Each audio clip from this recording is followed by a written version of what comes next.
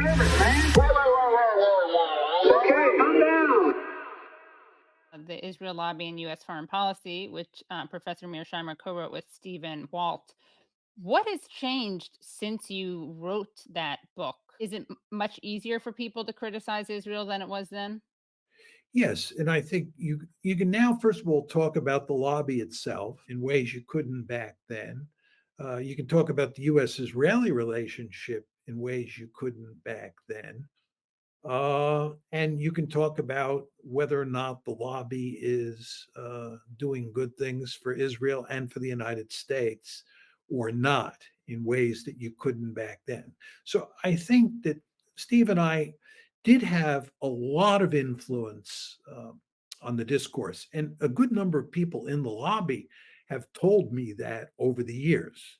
But their view is that we may have had influence on the discourse, but we're not having any influence on policy. And as I said a few minutes ago, that's true.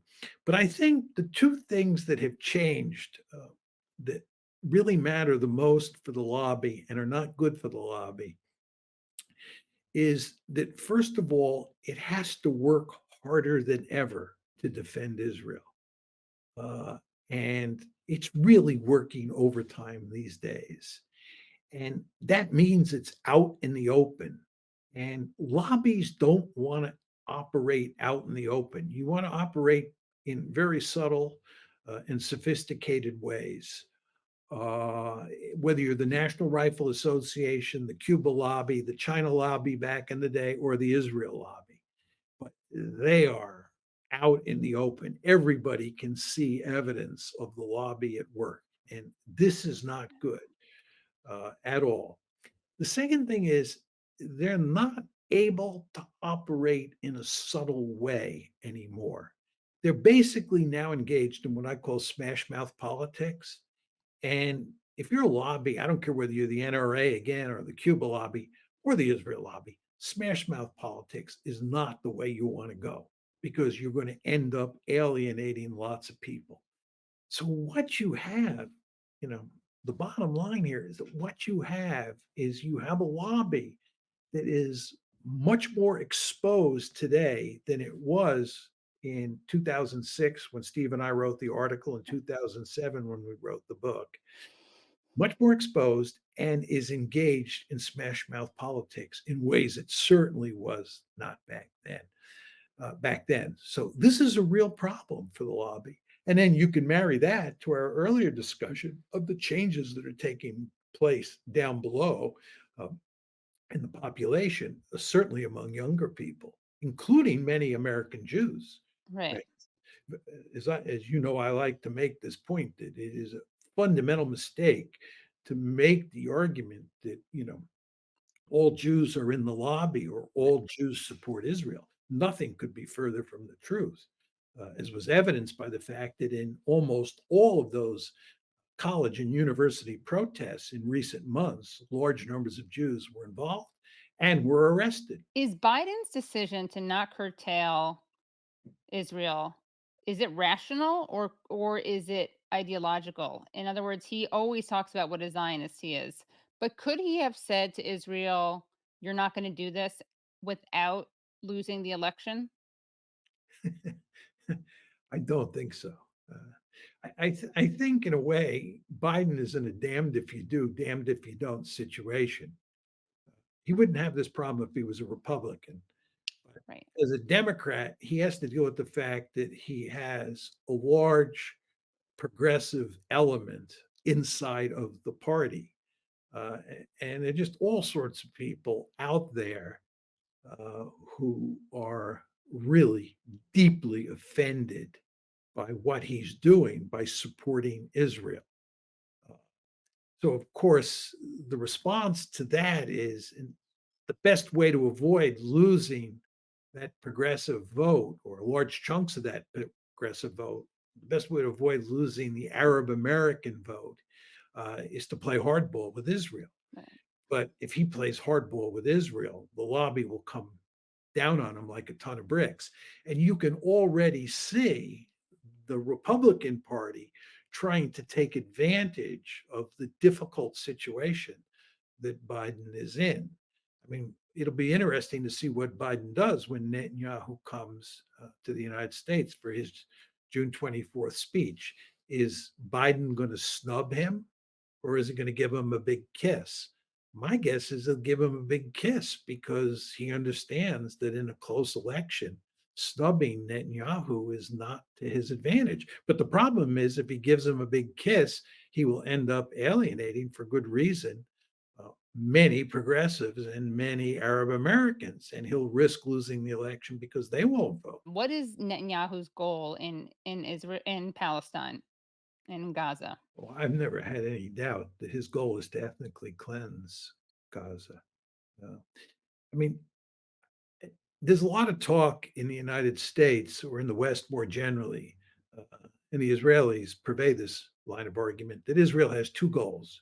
One is to destroy Hamas, and two, to get the prisoners or to get the people who were kidnapped back, hostages. Those are certainly two of Israel's goals. I don't deny that. But the main goal is to cleanse Gaza and ultimately to cleanse the West Bank as well, population transfer. And the reason is twofold. First of all, it solves the apartheid problem. If you get almost all of the Palestinians out of Gaza and out of the West Bank, you can have a greater Israel that's not an apartheid state. So to solve that problem, which is a horrendous problem, Israelis fully understand that being an apartheid state is not good. They all understand what happened to South Africa. So that problem is solved. The other problem is you solve the Hamas problem. You know, Netanyahu talks about defeating Hamas, decisively defeating Hamas. He's not going to decisively defeat Hamas. It's almost impossible. The only way he can decisively defeat Hamas is to drive the Palestinians out of Gaza, which in effect means driving Hamas out of Gaza. So he's deeply committed, in my opinion, to ethnic cleansing. And by the way, when people say that Netanyahu has no plan for what Gaza is going to look like once the shooting stops, I find this hardly surprising. Of course, he has no plan because he doesn't plan on having the Palestinians in Gaza once the shooting stops. He wants to drive them out. He doesn't want to put in place a plan for some group of Palestinians to run Gaza after the war is over with. He wants the Palestinians out. So I think that is his principal goal. The Israeli media talked about a mass Hannibal operation on October 7th. What are your thoughts on that? It's hard to know for sure what happened on October 7th in terms of who was killed and who killed them. We know that probably about 1,200 Israelis died, and most people believe that about 300 of them, about 1/4, were military people, soldiers, and about 900 were civilians. So I think 900 is a pretty good number to work with for number of Israeli civilians who were killed.